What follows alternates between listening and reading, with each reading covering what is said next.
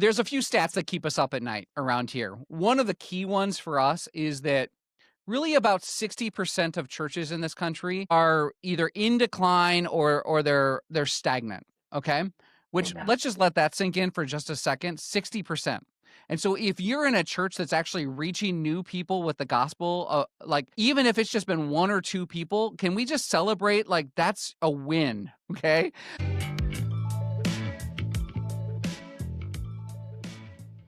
Hey, listeners, thanks for tuning in to the Intentional Churches podcast. And if you've been around for a while, you know we're all about giving practical wisdom and leading a ministry and church today. And this fall, we have a new book coming out around this idea of radical alignment, the surprising journey to becoming an intentional church.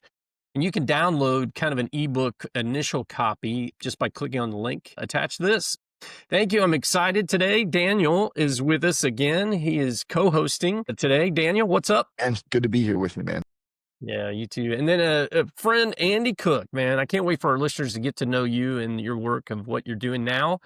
Andy, would you just kick us off and give us some background on you, maybe more personal and a little early ministry career, and we'll get into the Wheaton and all that in a bit. So Yeah, that's great. Doug, it is good to be with you. Thanks for the work that your team is doing at Intentional Churches. I'll start with the personal because I think you led off with that. So I am, like many people, as we're recording, just took my daughter to college. And so my oldest daughter is starting, like many of the Christian colleges around the campus or around the country.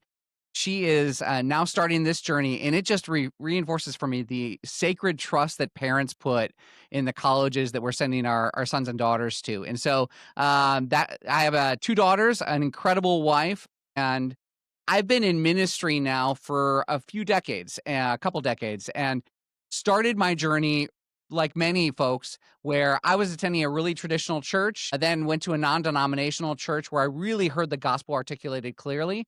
That led me then to going to Taylor University, another great Christian college out there. And then from there, went to be part of the Willow Creek Association team. And we'll talk a little bit more, I think, about Willow at some point in my journey, but just really grateful for the ministry of Willow Creek. I was there for a number of years, both as a staff member and attended there. I actually met my wife in the atrium of Willow Creek, so I'm not sure if you get more Willow Creek blue than that. And then we got to be part of planting a couple more churches after that. After being at Willow Creek and the Global Leadership Network for about 18 years, was then called to the Wheaton College Billy Graham Center, where I came to serve as the managing director and now lead the team here at the Graham Center. So it's an incredible privilege. Been here about 5 years, and I think, Doug, your and my paths have kind of crossed at different points probably, but more recently it's been good to get to know you a little bit more. And Daniel, it's great to get to know you. I'm a fan of the podcast, and so it's great to be on the podcast and be able to share. yeah, that's great, man. And Daniel, just for our listeners who may be new and didn't hear you last time, just give a quick overview of you and introduce yourself. It's fun having another co-host. Aaron will be back soon, but spreading the love around to some young leaders out there. Daniel, you want to tell our listeners about you? Yeah, she's definitely a better co-host than me. We'll just get that out of the way. So I've been in ministry for about 15 years now. Again, probably the guy that was voted least likely to end up in ministry in high school. God radically saved me at 19 years old when I was in a fraternity and selling substances that were not legal. And it's just been a kind of wild ride since then. Did a bunch of years in youth ministry, young adults ministry, teaching pastor role, and then most recently planted a church in January out in the Phoenix area. I've got the greatest wife in the world. We just celebrated 16 years of marriage. So our marriage can officially drive now, which is exciting. And we have 2 products of passion. My daughter McKenna is 15, and then my son Braden is 13, and biggest Padres fan you've ever met in the world. So, Padres, great season really? of life. Oh yeah, we're Wow. San Diego through and through. So yeah, his only birthday present he wanted was to go to Petco as close as we can to the playoffs. Wow, man, they really did pull back this weekend, right? They're ahead. Are they ahead of the Dodgers? I didn't see what happened yesterday. Neck and neck, yeah. They go back and forth, depending on who wins the game. Yeah, and Andy, I just got back super late last night. I was up like a lot of hours dropping my daughter off for her sophomore year at college in North Carolina. So how you doing emotionally today, man? Yeah, tell me it gets better, man. I just need you to just tell me it gets better. I can't lie to you, my friend. This morning we get a phone call at 5 a.m. Pacific. Now, keep in mind, it's 8 in North Carolina. Neighbor had backed into the side of her car. So Mm. that's a new challenge to try to administrate from Las Vegas all the way to North Carolina. Yeah, man. So Daniel, just to warn you, yeah, the college transition was super difficult. Very hard. Anyway, I just had a boy show up at my house with a sign to ask my daughter to homecoming. So I'm still grieving that, you know. nice. Boyfriends. Ugh. You know, we have a tradition Go here at ahead. Wheaton where after the parents send their children, like, or their students, I shouldn't call them children, students, up to, when they first started here at Wheaton, they go up to something called Passage at our Northwoods campus, which is a camp. And after they load up on the buses, all the parents go into this chapel and they will pray scriptures over their students. And we went to this as a staff team a couple years ago, and there's not a dry eye in that room. And Hmm. I gotta tell you, I was like, "Oh, okay, well, this is kind of a preview." And I mean, it was so touching, and it's incredible, and just the sacred trust that people put in the colleges. You wanna leave your student at something that you really trust, so it's a big thing. It is. Really is, man. Well, Andy, let's just kick off. And, you gave some of the overview of your ministry story, but this idea of relational evangelism, we're saying more and more with IC now, personal ownership of the Great Commission, like Jesus really intended and exemplified. Tell our listeners, for you, when did you reach kind of conviction around living a life of that exemplified the Great Commission? Walk us through that journey a little bit. Yeah, I mean, I think that once so when I was in high school and I finally got it, like, somehow I understood the gospel, I made a profession of faith in Christ. I think there's a natural thing, like, once you get it as a Christian that you kinda wanna tell everybody else about it because and you just go, "Hey," I still remember my best friend all through middle school was a guy named Billy. And, like, it was, like, the minute I met Jesus, the next thing was, like, "I gotta get Billy involved in this." I mean, we certainly had done plenty of things where we were best friends. We'd sinned together, we'd done all kinds of bad stuff together, and then I find Jesus, and I find this incredible relationship with Christ, and so I think that it started pretty much early on in just going, "Okay, I just found this thing. How do I help more people around me become like, at least explore what Christianity would look like and a relationship with Christ specifically will look like?" That really started early for me in high school, and so I was part of an incredible youth ministry where we were encouraged to invite people to youth ministry. We were encouraged to talk with our friends about Jesus and hopefully, winsome way. So it started early for me. And then when Billy sat on the steps outside of our church and told me that he had accepted Christ, I just don't know that it gets much cooler than that. And so from there, I think I got really hooked on this idea of God somehow partners with us and wants us to be part of his work in the kingdom. And he invites us to engage in that. And there's just something incredibly mystical, beautiful that happens when someone accepts Christ. And so getting to be part of that over the years, it still moves me. And then I'll say, like, fast forward, I was at Willow Creek in an era in which we were baptizing probably 1,000 people a year. We were having a regular part of our strategy was to help people build relational evangelism into their lives and then to see their friends and family come to Christ. And so we were regular inviters. I still remember at Willow, I don't know if they still call it this or if this was like an official name or not, but we had like this lonely bench that was right outside the doors, and it was an incredible community of people that happened there where all of a sudden the way that we thought about it, we realized at some point when you invite friends to church and that becomes a regular part of a local church, you're going to have a group of people who are the best partners that are standing right outside the door because Willow was a big place, and it became, "Oh, meet me at entrance C right outside the door there, and I'll make, and then we can walk in together."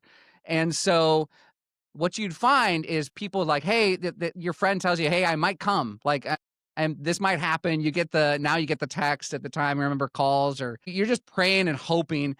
Sometimes your heart gets broken, and there's an interesting community of people who were all waiting out by the bench for their friend to come to church, and their hearts get broken at the same time.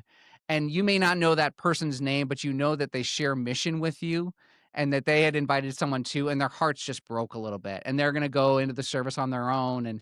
And then sometimes you see the excitement of like, so glad you came, the person came. And so like that in and of itself is such a beautiful visual for me of what relational evangelism started to look like in my life, where it was like, hey, I want to be an inviting person. I want to talk about Christ. But it was also cool to be able to invite people to church and to see them take those steps in the journey. So I've just kind of always been, and I've gone through seasons where I've been better at it than others, but I'm always asking, how can the Holy Spirit use me in a way to help someone find Christ? Well, you're hitting on just kind of this era. I know it took us a long time to get here, but intentional church is kind of is this era that we've declared. It really has to begin with you, the leader. Relational evangelism is driven in a church when the stories and examples come from the leader. And Daniel, you referred to it a little bit. Can you share a little more of who poured into you and how did you get across the line of faith? And then maybe share even, how you're practicing relational evangelism as a lead guy in a very, very fast growing church right now. Yeah. Yeah, I'm really thankful I had a guy in my fraternity. Being a vocal Christian in a fraternity is not like the play. And he said that there was a gifting of leadership that was on my life, and anything that, I was excited about, other people would get excited about. And, he also was there when my life was kind of imploding. And a lot of the decisions that I had made were kind of catching up with me. And he just was really gracious in the middle of all of that and just kept inviting me to church. And I was like, the last thing I would want to go to is church, because, I grew up kind of Catholic. That was my only reference for church. Yeah. So I was thankful enough to have a guy in my fraternity that was kind of a covert Christian, right? Because it's not the environment to be a real outspoken Christian. And he noticed a gifting of leadership all my life and just said, hey man, anything you get excited about, a bunch of people get excited about. Like, that is the gift of leadership. And so it just happened to be at the same time when my life was imploding in some regards, where a lot of choices I was making were catching up to me. The habits were starting to become addictions. And it's a long story, but he just said, hey, come to church with me one weekend. And my only context for church was, a Catholic service I went to when I was a kid that's like robes and incense and just boring. And I walk into a non-denominational church in a warehouse that a guy's up there in jeans and a t-shirt. And man, I will never forget, worship started and I just started sobbing and crying. And I didn't know what it was. I've come to understand it just was the presence of God. And man, he was unrelenting with inviting me and pouring into my life. And I had so many questions that he just answered. And so I think for me, my conversion was so radical, where really it felt like this, you know, prodigal son coming home. Like I was the least of the least of these. And same thing, if God could do this for me, it just became, my eyes were just open to how many people were like me, living life in the darkness, but there was a chance to have the lights turned on. And so there's just been a thing in me that ironically, I think that's what's interesting now as a church leader. Nobody had to coach me in evangelism, right? It just was the natural byproduct of having met Jesus and having been born again. Was like, I just want to share this with everybody. And so anybody who's knocking on my door, I'm like, forget pest control, man. Let's talk about Jesus. Come to church with me, right?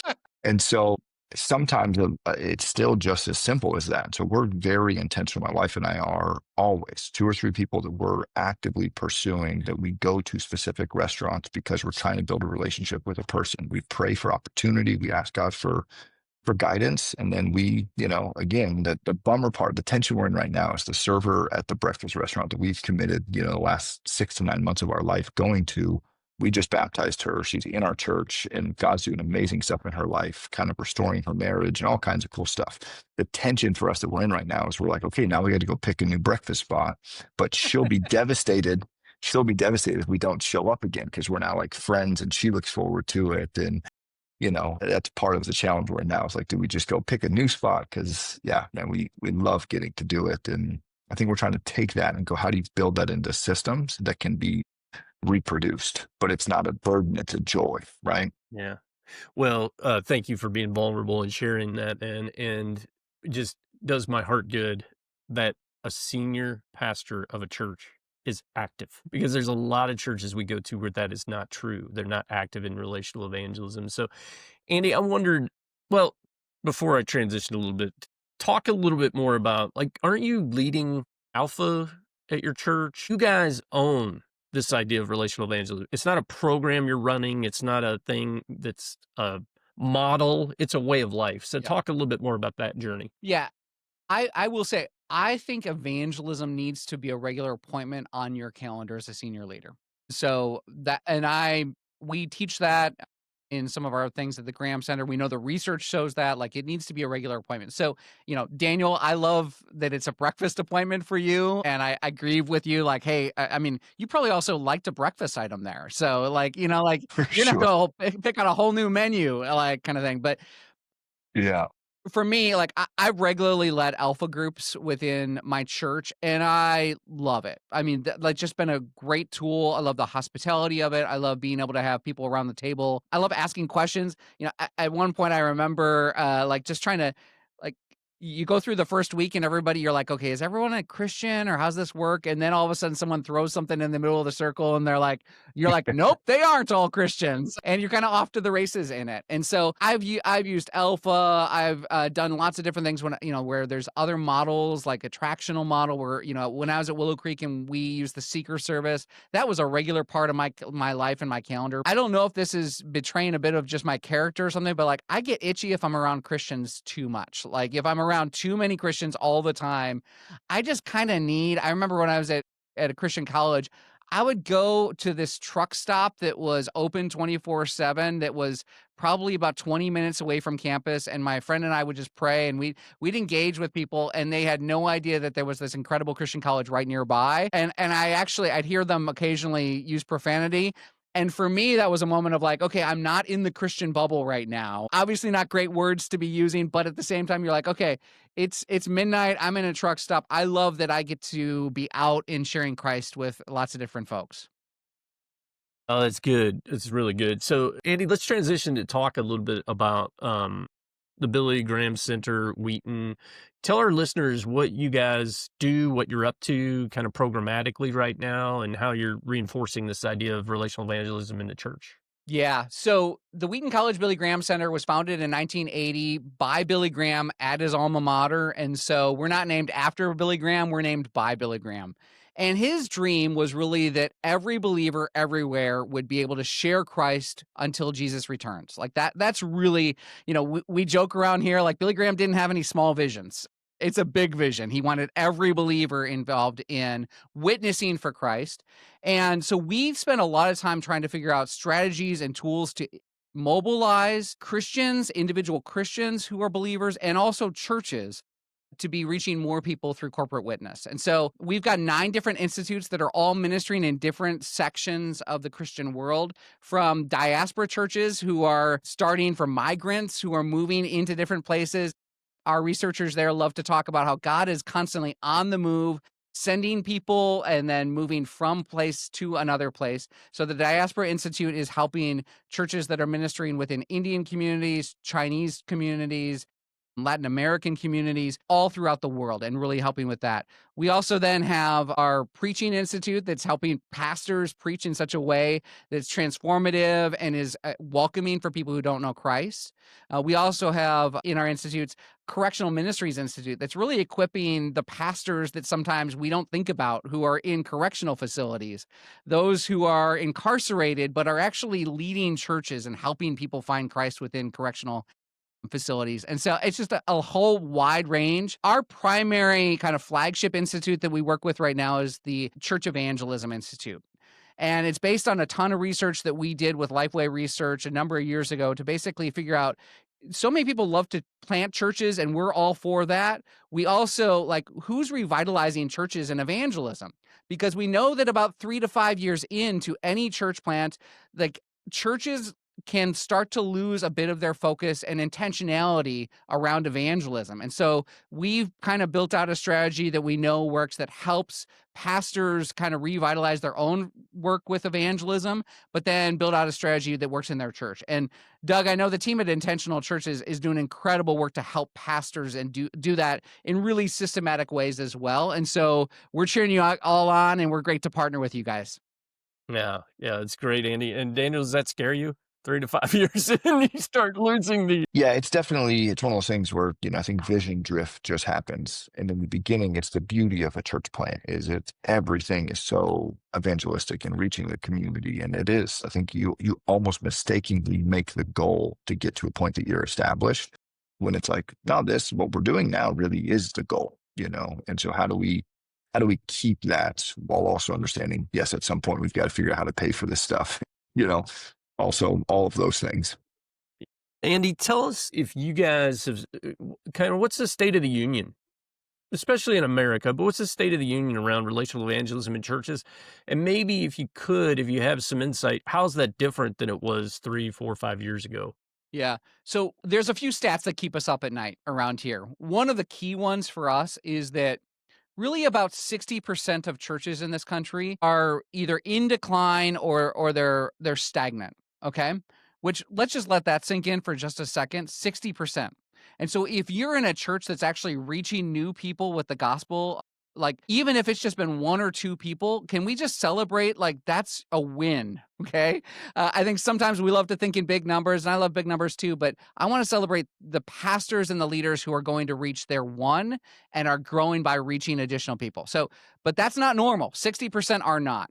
Another 30% are basically they're growing, but it's primarily by transfer growth from one church to another. And this sometimes happens with local church plants. And where all of a sudden you're the cool kid in town and everybody starts migrating from one place to another, and that's all good. Like we understand God moves people around in different ways, but let's not kid ourselves. That's not adding people to the kingdom of God. Like that's not adding new Christ followers into the mix. Really only 10% of churches in this country are growing primarily by reaching new people with the gospel. And so that's both sobering and an incredible opportunity. So we dream of a day in which that 10% grows to 15%, right? That would be a massive amount of growth and an incredible amount of people who would come to Christ. Now, the data, Doug, historically on that, we don't have as much of the, hey, what used to be kind of thing, but we know that God has worked in different trends over the years. Sometimes the one area of strength becomes a challenge in other areas. So one of the things, a lot of times people think of evangelism and they think of Billy Graham doing crusades. I am thrilled. Billy Graham led more people to Christ from a live event perspective. I don't know that there will be another Billy Graham in our future, right? He preached the gospel to more people that were alive in his day than any other human that had walked the planet that we know of. And people got locked into, evangelism is something that happens out in a crusade. And that means that it doesn't have to happen in a local church. And so Billy Graham would not have wanted that, but that's kind of the one area of strength becomes a challenge in another area. So I'd say historically, we've had a challenge where sometimes evangelism ebbs and flows between being done outside of the church and then sometimes back into the church, which is really beautiful when that happens. Yeah, Daniel, I'm wondering if you're seeing that as you guys have experienced this explosive growth. Like, are you seeing both? Like you're the new kid on the block and people are coming to you versus those who are coming to faith for the first time on the arm or in the relationship of one of your church people.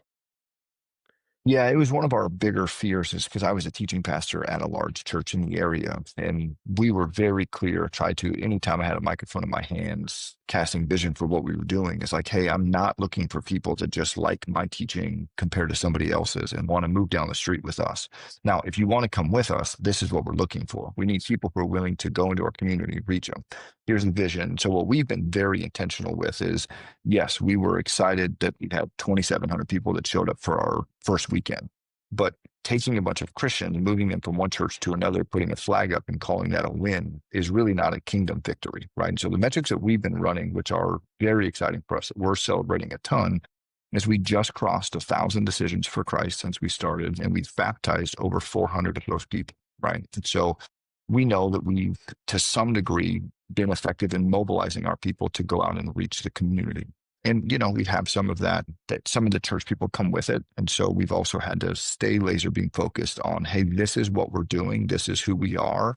And we're not moving just because you came from a different church and your preference is this, right? And it's a whole new thing to learn as a senior leader, especially when there's like a big check that's attached to that. I didn't I didn't realize that there were strings attached to money sometimes, and have had to give some money back, and so And Andy, I'm wondering why is relational evangelism so scary, maybe? Why is it so taboo in some places where it's gotten like, even you use the word attractional, the attractional model got villainized, Right.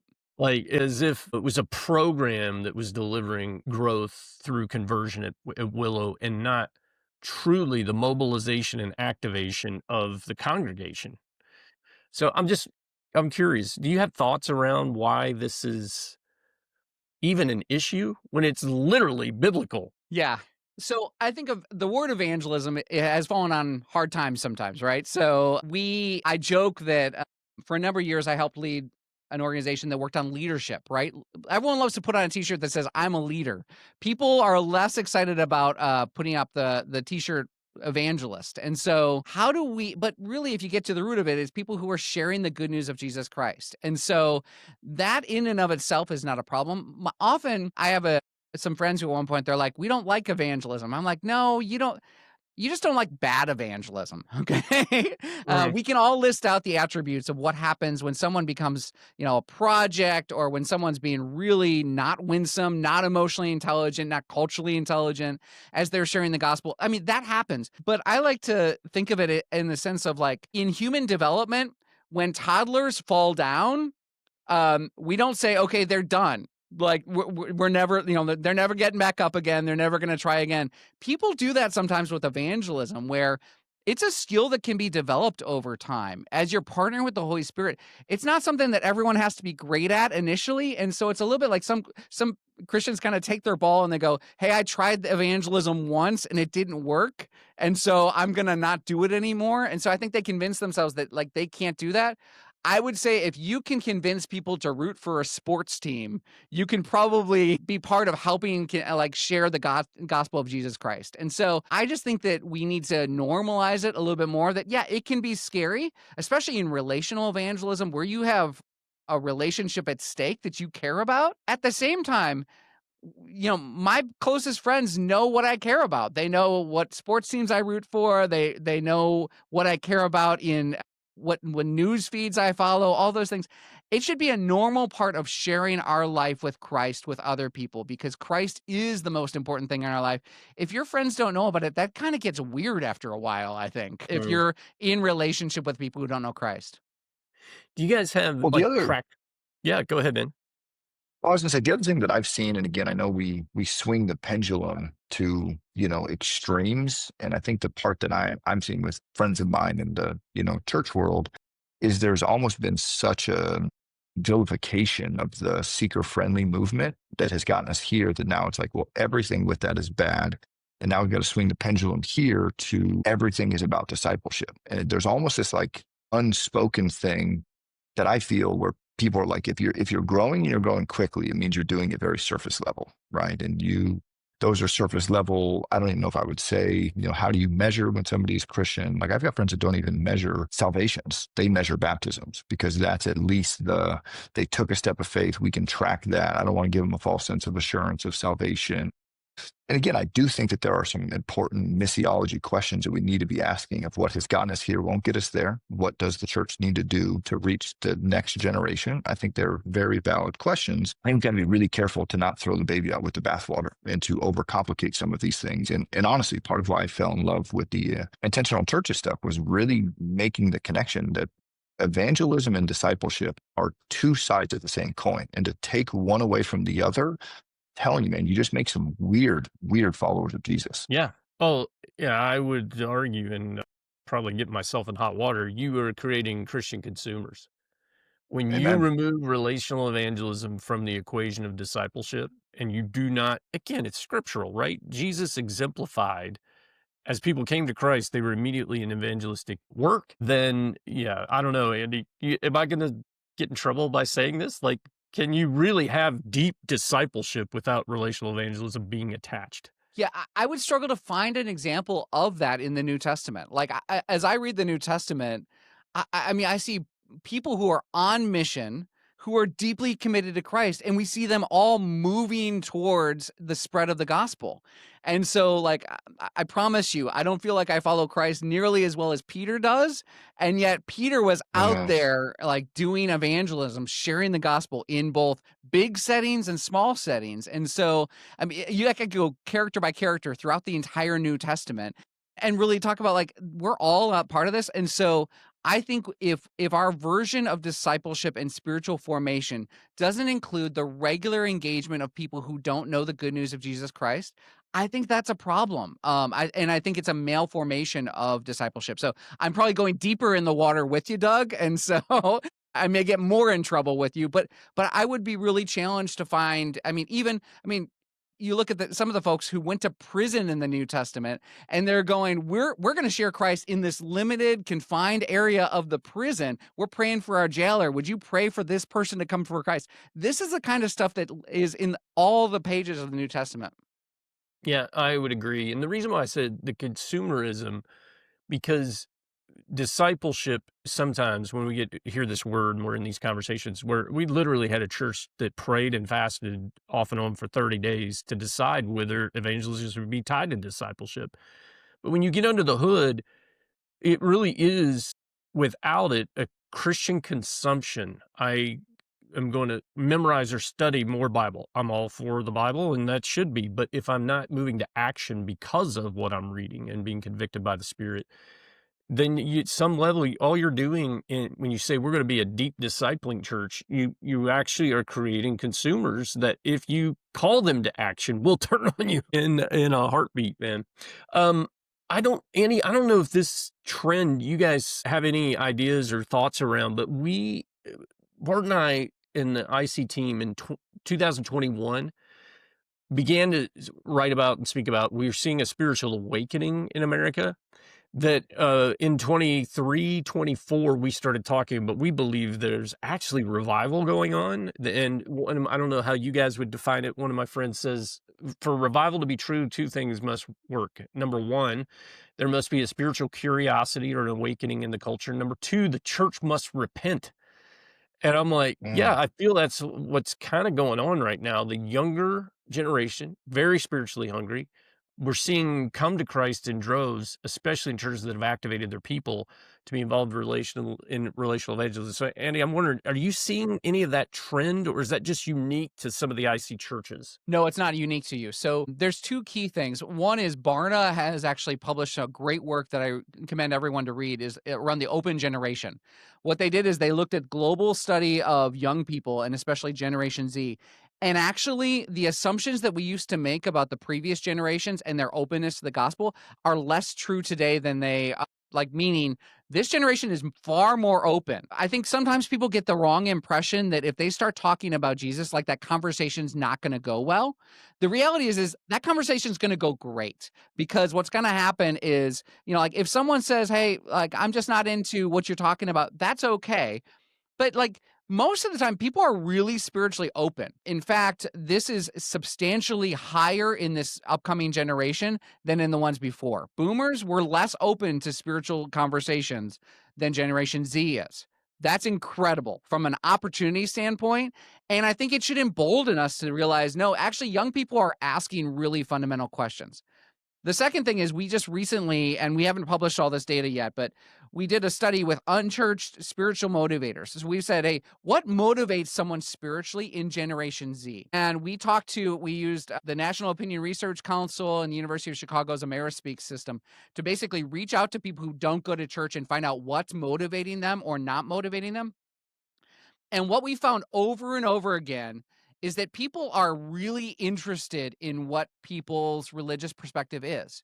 That just came throughout the study.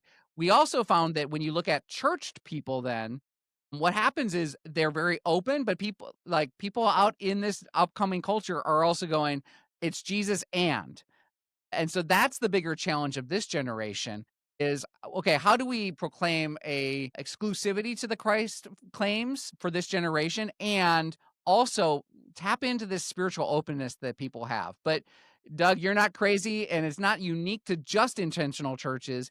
We are all seeing that there's a generation that is asking these questions. My question is whether or not our churches are ready to welcome them in and Mm. address those questions. That's the bigger Mm. challenge for all of us. Yeah, I'd agree. Daniel, I want to ask you because I've ran across half a dozen senior teaching pastors who are saying things to me like they are doing series that are very, very kind of in your face now about cultural issues around sexuality and various other things that in previous generations, my generations, we might have tiptoed around a little more. I'm curious, are you doing that as well for this Yeah. younger generation? Yeah, I think we're very much again on the missiology side of stuff. I think we're feeling our way through in the darkness to some degree, trying to figure out like, hey, how do we best reach this generation? Because 1,000% agree, we're feeling it on the front lines where there's an openness, there's a lack of resistance that I have yet to experience in my time in ministry. And the interesting part is the harder I preach, the clearer we are with just the gospel, with the stances of Christ. Here's how Jesus says this is what leads to human flourishing.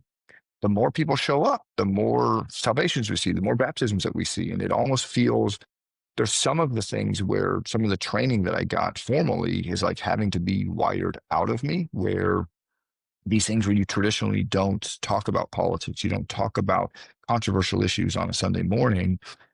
I think we're pastoring a generation that's asking those questions. And if the church isn't speaking about them, who's going to?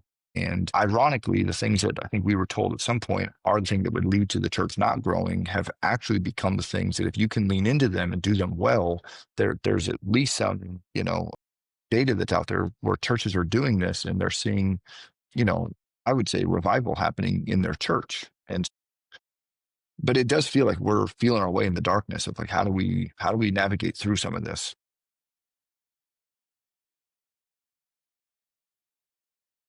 I don't know if it was I going into it, we preached through Nehemiah as we were a new church, where I think every church plant has to preach a book of Nehemiah. But there's some really hard parts in the middle of that where it's a very high call to the church. It's a high call to men, it's a high call to leadership. And there was some of that I think I felt a tendency to shy back from. But I just felt like the more I leaned into it, I remember I specifically preached a message where I said, we're living in a culture that says the greatest issue facing our culture is this idea of toxic masculinity. But I think the Bible has been clear from the very beginning that the greatest issue facing culture today is not toxic masculinity, it's a lack of biblical masculinity. And what does that look like? And how do we begin to reclaim? And I'm telling you, the response from that message, like this high charge to men, I was shocked and blown away. And it was the first, like, okay, lean into this. There's something here. There's a cultural moment that's happening where people want to Interesting. know the truth, and let's give it to them. Yeah. Well, we're nearing the end of our time, but Andy, I wanted our listeners to hear you've invited intentional churches in. It's been incredible, just some of the relationships and conversations, but the Billy Graham Center's really become kind of a convener of different Yep. organizations in the world who Yep. are holding up this value of relational evangelism. So, can you kind of describe the role you see in some of those meetings? And then what are maybe one or two highlights of conversations that are happening right now out there? Yeah. So Billy Graham commissioned us to be a world hub of evangelism. And, we often want to like, what's that mean? Well, part of it is when evangelists or people who are really committed to gospel witness, when they come here, we want them to not think they're crazy. Like we want them to know that they are among sisters and brothers who are advancing the gospel and who care this much about evangelism. And so we convene the Evangelism Leaders Fellowship is an incredible group of really the chief leaders of some of the different evangelism organizations around the country and those who are leading networks of folks. They often don't have a space, but we get them together and we look at research together. We ask a lot of questions. We start to ask, okay, what are the gaps right now of what we don't know? And how can we get after those together?